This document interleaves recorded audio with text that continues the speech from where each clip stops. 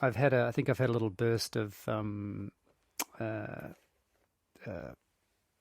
got, Okay, so already I've got to get rid of all of your ums. and I've laughed at my own joke.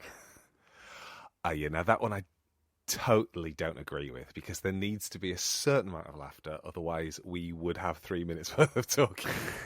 No, because I think I've had a little burst of got to really get stuff done. Oh, okay, right. So does this mean that you're only giving it 20 minutes rather than the usual? And I'm going to just have to expand to film. Well, we could just ask people to play it at half the speed. How How are you? It's really nice to see you after that's an appalling beginning. I'm so sorry. Shall I turn the video off?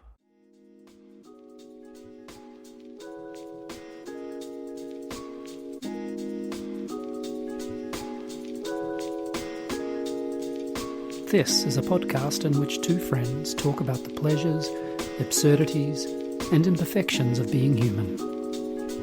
I'm Simon Ellis. And I'm Lee Miller. Welcome to Midlifing.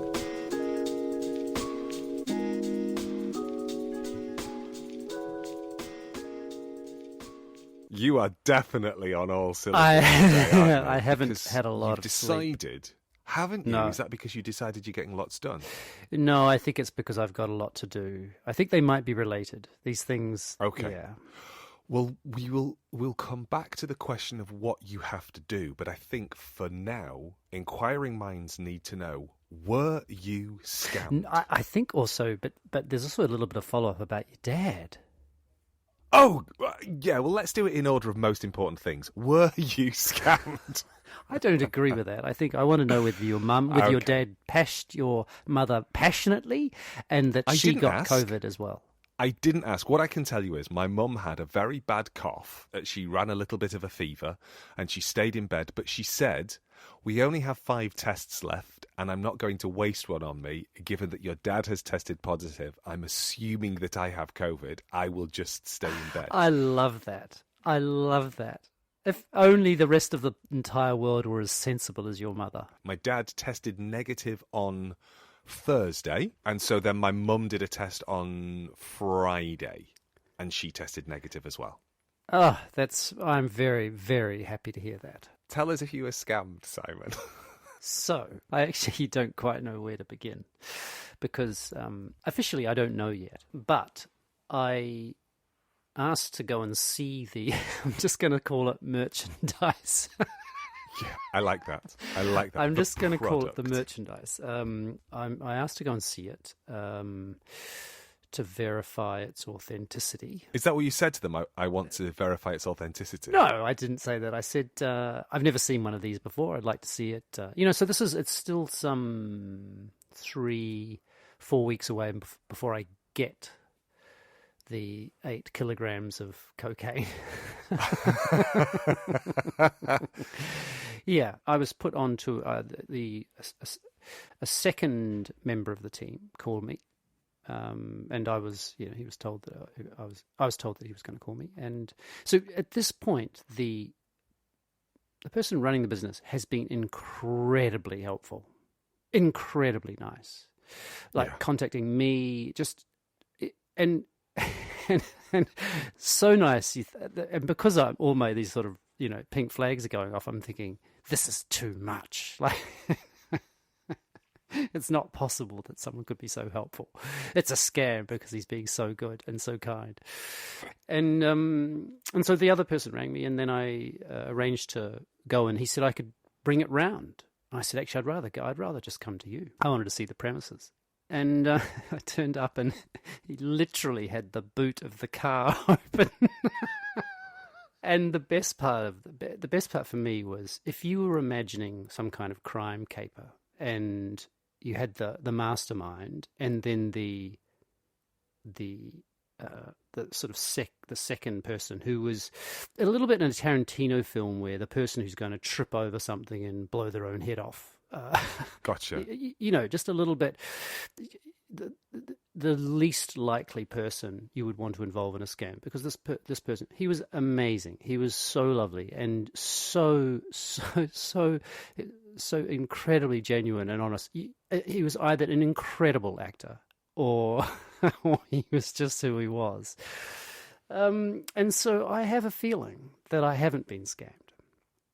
I don't know. It sounds, but it's it sounds. they've gone to a lot of trouble for not that much money. Frankly, I mean, it is a lot of money, but not that much money. I'm going to say you're dealing with a small business owner. It's exactly what it is. It's just a small business who probably wasn't overly concerned about staging new photographs and just thought, oh God, I'll just go to stock images. Yeah. That's exactly. And I realized when I got there, it's just a small business.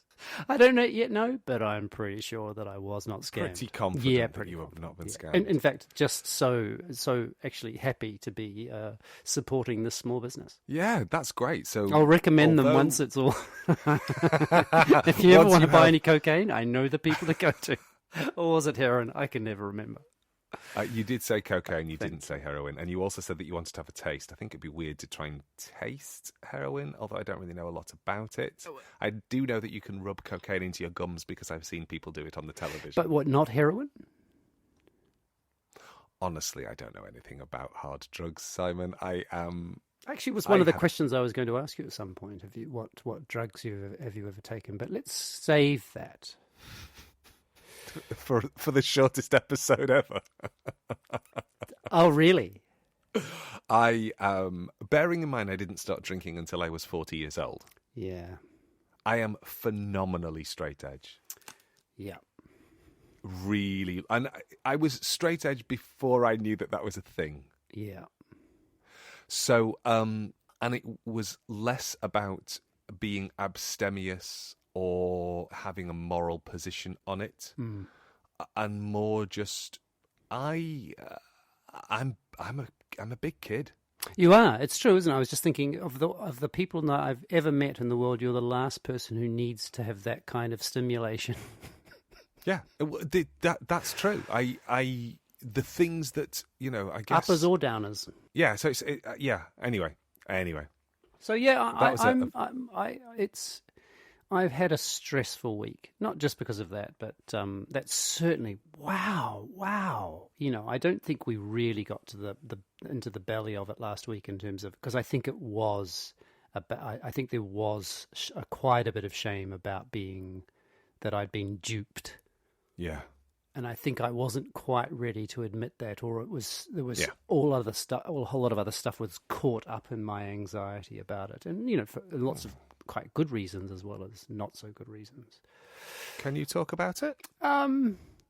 Well, it's because this merchandise is for a project I'm doing. It's quite dependent on it, and so it meant that I was having to sort of rethink what it could be, and I don't want to go into specifics of that, just because it's. I think I was asking less about the specifics of this stress and scammery, and more about, you said this was we didn't get into the belly of it because it was sort of bigger than the thing that you wanted to admit to yourself, and I wondered, were there bits beyond this scam and its related sort of territory that kind of was exacerbating? Has stuff been happening in the world of Simon? Yeah, so lots of quite big things, and so it's then Lil and I are moving at the end of June, and so that's just been that's official for the listeners. How long have you been in your current nearly flat? 13 years. So that's a quite a lot of life, isn't it? It's quite a lot of life, even though I know you live relatively. It's a lightly quarter. on the It's planet. a quarter of my life, Lee. Wait, that's a 40, long time. Yeah, it's a quarter of my life. Yeah. Yeah. Is it the longest you've been in a single domicile? Yes, I think I must have left, except for the house I lived in that I was born in, effectively. Never thought about that. Yes, it's a very close second. That's actually wow. Yeah. Wow. It's funny because I can visualize you in that place so easily. Yes, and probably, although you would have seen me in two other places in the UK. I've seen you in two other places in the UK, but one of those places it felt like you were there for actually three other places. What, really? Yeah, because you moved into Frank's place. Oh, for yes. a while. Good point. Yeah, good point. Yes, that's right. And then, just a heartbeat, and then someone else's, another colleague's place, and then Harrow. Did you move into Rob's place? Is that what happened? Or Yes, that's I couldn't right. remember. That's right. Because I just, in my brain, I was going, did Rob move into yours or did you move into Rob's? No, I moved in there, and then that's when Lil arrived. She was I remember having a meal, pizza. A meal. Yeah. Right. Okay.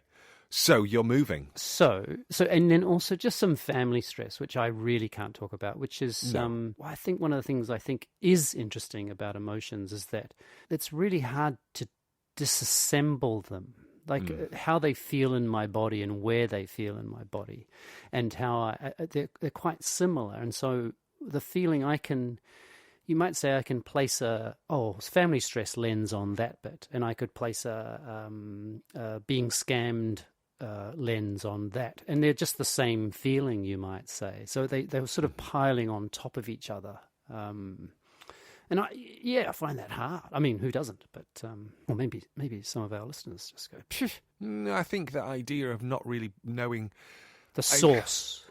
I remember. I don't do it as much now. I used to get really frustrated and have rows with Bob, and then at about there'd be a certain point in the row where I'd start to cry, and Bob would go, right, so now we're at the point where we can start to have a proper conversation, because what is it that's bothering you? Because it's not the thing that we were having a row about. But I didn't have the tools or the capacity to work out what it was that was underneath the thing that was making me spiky until I got upset, and then something could usually peel away as a result of that sort of breaking. I'm glad I don't have to. I probably am less glad than Bob, because she had to hold me in that process. God, relationships are weird, aren't they? Yep, they sure are. Yeah. Why would you expect that somebody else would be able to do that heavy lifting for you? And I'm sure there's lots of listeners who are going, I don't. I did that work for myself. But I wonder, actually. I wonder how common it is that I think there's a certain expectation that this person is, it's you complete me, isn't it? Yeah, I think given that we've been together since we were 19 years old, I mean, I was a child when I met her, and there's a lot of me growing into myself that I've done with a witness. And similarly, so has Bob. Yeah. I mean, it's not like that Bob was fully formed when I met her. She's done plenty of growing herself. But that I think back to those moments and go, I shudder and think, oh, how on earth did she not just pack her bags and walk away? Yeah, I have that feeling quite a bit, actually. I mean, but I was a lot more fully formed than you were, but not really. I was 28. Yeah, not far from 29, actually. Yeah. So yeah, and still really. I mean, it's funny, isn't it? Thinking back, I was just looking at some photographs of something that my mum had written, basically a story of my father that she wrote soon after he died, and there's some photographs of all of us, but I'm looking I'm looking 27 as I was, and I didn't have a clue. I mean, of course I had some, but certainly in relation to being in relationship with another human being, wow, very, very minimal. Well, you're asking yourself to be in a relationship with somebody else before you've really worked out how to be in a relationship with yourself, aren't you? I'm speaking now entirely for me, not for yourself. But when you look at photographs and go, who was that person in that photograph, meaning myself, and going, oh, God, he didn't know. If I look at a picture from last week, I probably have the same opinion. He didn't know who he was then. Isn't that what a strange experience that is to recognize that person and to not recognize them at all, like in exactly the same glance, you might say. And I had that feeling with those photos. Oh yeah, I recognize that body and those positions, and the smile and all that stuff, and more or less they're the same now. Yeah, and also I think partly because the photos are all from before my father died, and so that I sort of feel like it's I would call it naivety, or you might even say innocence, because of all the things that have happened since then. And not I don't mean it as a judgment either, but it seems like I was carrying so much less then than and I don't mean that in a negative way either. No. Just experientially. Yeah, completely. I do sometimes think, will I become, and I know I will, but I will become a different person when I don't have parents, because I'm 48 and I have both my parents. I know. I'm a little bit envious. I had a funny series of messages from you during the week. Yeah, and I... How are you feeling about them now? I hate them. Do you? I do. Go ahead and try and explain them, because I was driving and pressing the button on my watch where I can record and send things, because I was listening to various news stories and they were just sitting in my brain in a... they were like a soup of things, and they seemed like they seemed to connect while I was in this bizarre fugue state of long distance driving. So one of them was the reaction and the kind of the slightly the cheap joke that people and I made last week about thinking about your parents having sex. Mm-hmm. Yeah.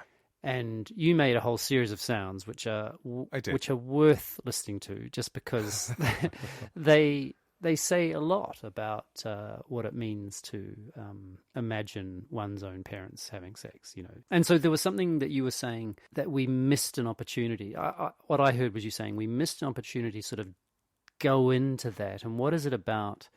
What is it about other people's desires? And so that was one thing. Is that close enough? Yeah, yes, it is close. And I think it was particularly connected to the idea of aging. Yes. Because I think it's almost like there were two things happening when I was making those noises. I was making those noises as a child, as the child of my parents. And actually, if I'm honest, if I think about, let's pick somebody who I don't have siblings, so this is harder for me to make that leap. But okay, let's think about my cousin Neil. Yeah, my cousin Neil and his wife. I do not want to imagine them having sex. Yes. So that makes me. I will make all the same noises about so them. It's not just as parents. I would about my parents. No, it's not just parents. It's about the. These are people who I'm related to and intimately connected to, and I don't want to think of them in that way. So it's a difference between family and friends? Although I imagine you have some friends also that you would not want to or not even consider. I suppose I'm not. It's not that I'm sitting here thinking about my friends or colleagues. Nothing awkward about that conversation. No, yeah. I'm not imagining their carnal desires. All our listeners are doing it right now, aren't they? Yes, go on, all of you. Think about your friends. Well, and I'd also like, just to insert the Marshmallow Man into the conversation, that also, I mean, it's not a big step to also then go, but I could imagine those friends having sex. Oh. Isn't it? You know, surely. I don't know, actually. I think I probably have a similar level of ick. Really? There are no friends of yours that you think, oh. There's no friends of mine. It's more that there are no friends of mine that I want to. Well, there's that. That's a different question. So I go through the Rolodex and I just go, nope, nope, nope, nope, nope, no, God no, Christ no, oh my Jesus, God no. And I think it's possibly because of how I know. I just want to just to acknowledge that you said Rolodex. So thank you so much. That's why. I'm going to have to take my jumper off. It's been a long time. Hang on. Okay, so but because of that ick, it stopped me asking you something, which wasn't about why can't you comfortably think about my parents having sex. I didn't say that. No, I know you didn't. I know, but you similarly kind of made a kind of cheap gag. Yeah, it was about the idea of elderly people and still having access to desire, because you said, did they still even do that? Yeah, actually, that was I think that was how you asked the question, and it's kind of like there's something quite interesting there about the assumption that desire disappears past a certain point. Yeah, and this could be a very short episode, couldn't it? Because it's what a load of rot. But then I guess the other thing I was reminded of last year, I think it was a series of advertisements that was running in London, maybe it was all over the country, that were they were billboards, they were sort of the size of the side of bus shelters, which are not billboard size, but they're certainly bigger than A1 size. And they were just posters of elderly people so 60s, 70s, maybe 80s as well, naked and in various kinds of intimate poses with each other. So hugging, kissing, and they just had really simple. I can probably try and track down the campaign and whether I don't know what it was advertising, if anything, but it was something about just tuning our eyes to seeing older people being intimately or physically intimate. And I just remember thinking, even at the time, just how beautiful it was and how unusual it was amongst the forest of smooth young bodies. Oh, it's good. We won't talk about that then.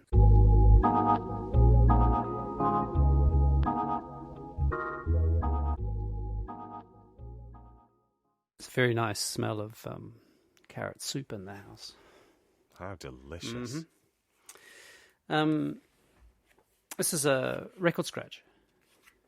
Good. I love a record scratch. I've... See if you can make this record sketch like 25 minutes long, and then we can just bin the rest of the stuff. No, I don't think. No, I'm not going to do that. I refuse to do that. I've been reading a book, an amazing, amazing book by a fellow called Tim Marshall called Prisoners of Geography. The 10 maps that tell you everything you need to know about global politics. Mm-hmm. And if you wanted a kind of a primer into geopolitics, it's extraordinary. It's like the author is...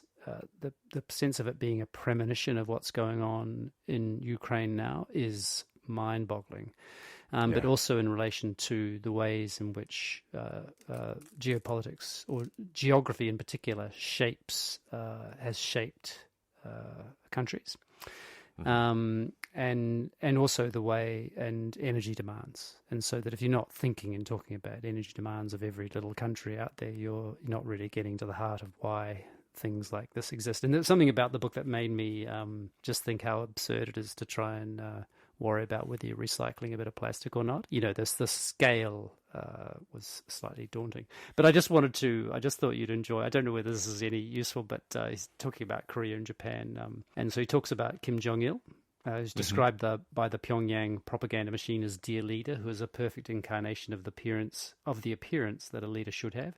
Also referred to as guiding sun ray, shining star of Paktu Mountain, world leader of the 21st century, and great man who descended from heaven, as well as, and this is my particular favorite, eternal bosom of hot love.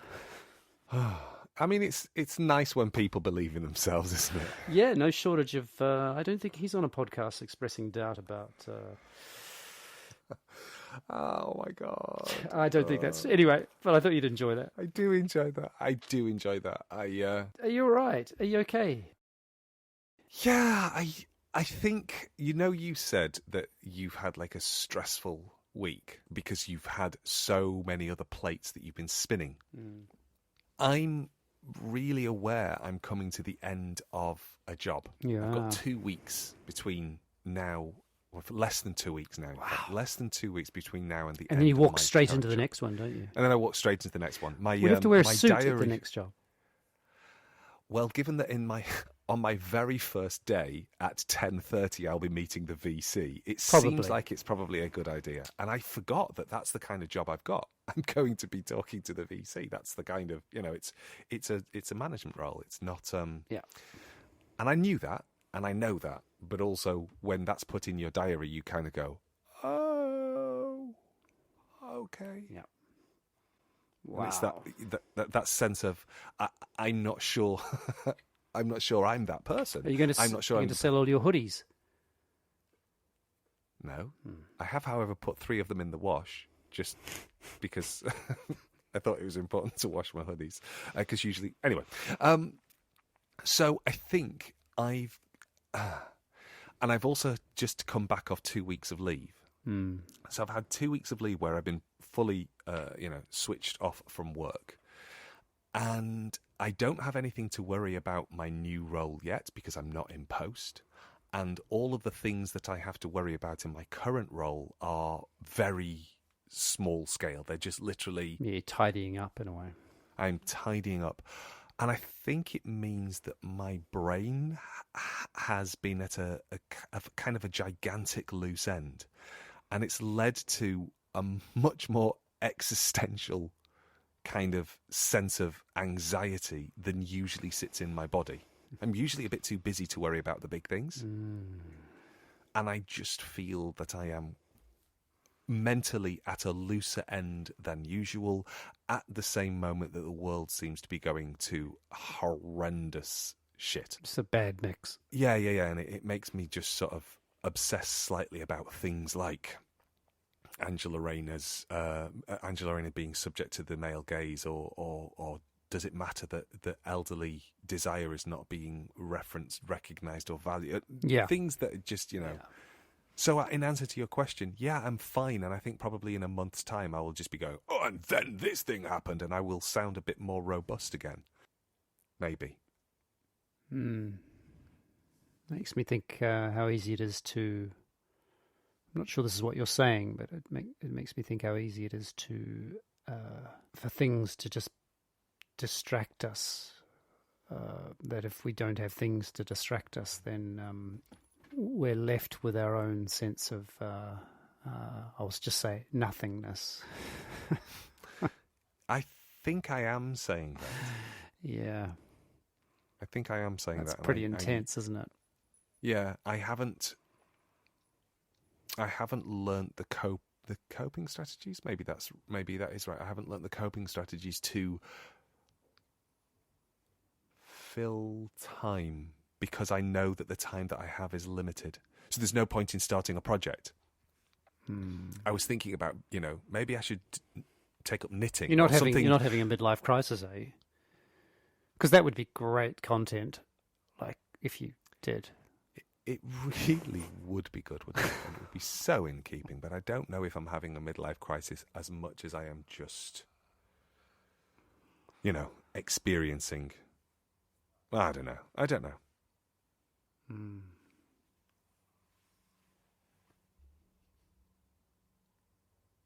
This is probably An end? one of those. Yeah, this is probably one of those episodes that isn't very fun. I don't know. Well, maybe.